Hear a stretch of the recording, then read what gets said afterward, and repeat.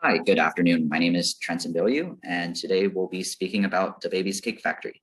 This is Mechatronics, and I hope you enjoy. So DaBaby and his cakes. So DaBaby is a huge fan of baking, especially cake making, even to the point where he opened up his own bakery, calling it DaBaby's Delights.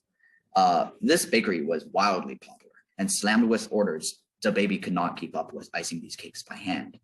He talked to his best friend Eric for a possible solution, and together they came up with the idea of using a Fourier series to automate the icing of these cakes. So what is a Fourier series icing device? Well, it's a mechatronics device that runs on a single motor operating at a constant RPM. By using different linkages of different lengths and different initial directions, we can vary the images drawn.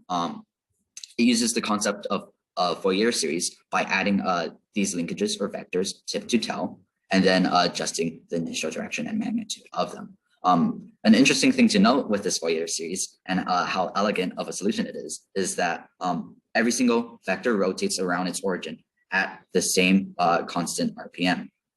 It's only the initial direction and the size of the linkage or the magnitude of the vector that changes the image drawn.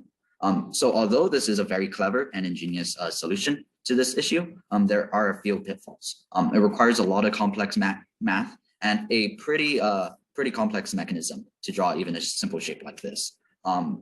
There's a lot of potential failure points.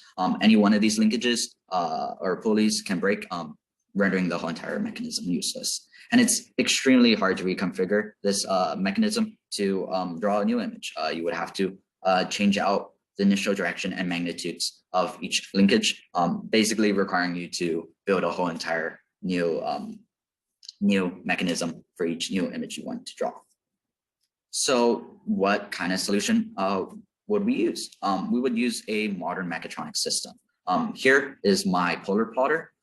It works pretty similarly to a typical Cartesian 3D printer system, but with a few key differences. So instead of using a Cartesian coordinate system, it uses a polar coordinate system. The reason behind this is DaBaby only likes round cakes. He only makes round cakes. So it's a little bit simpler if he uses a Cartesian coordinate system. So at the bottom, we have a rotating plate controlled with a bipolar stepper motor and a bipolar stepper motor driver. It is homed using a Hall effect sensor, and this controls the angle at which you are in the coordinate system.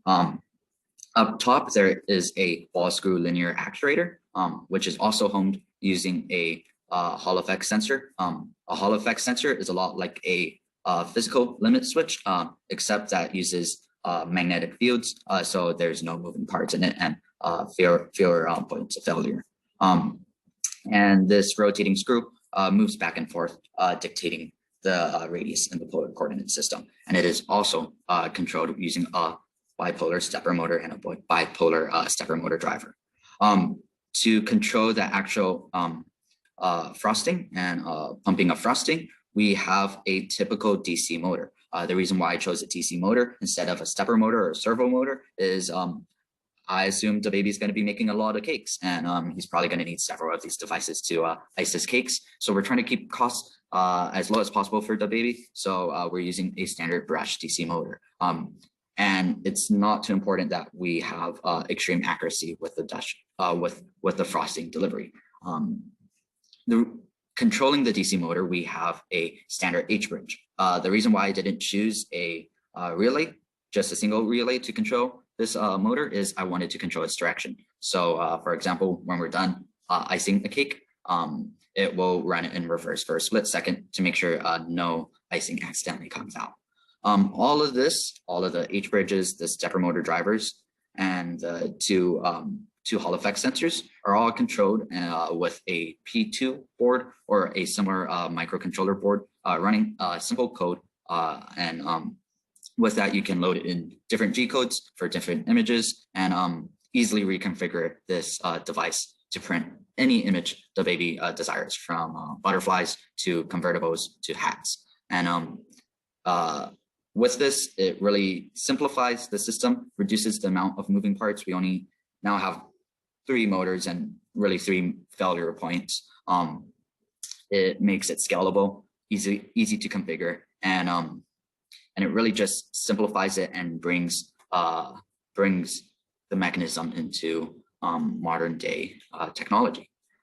Please let me know if you have any questions, and I hope you enjoy. Have a great day.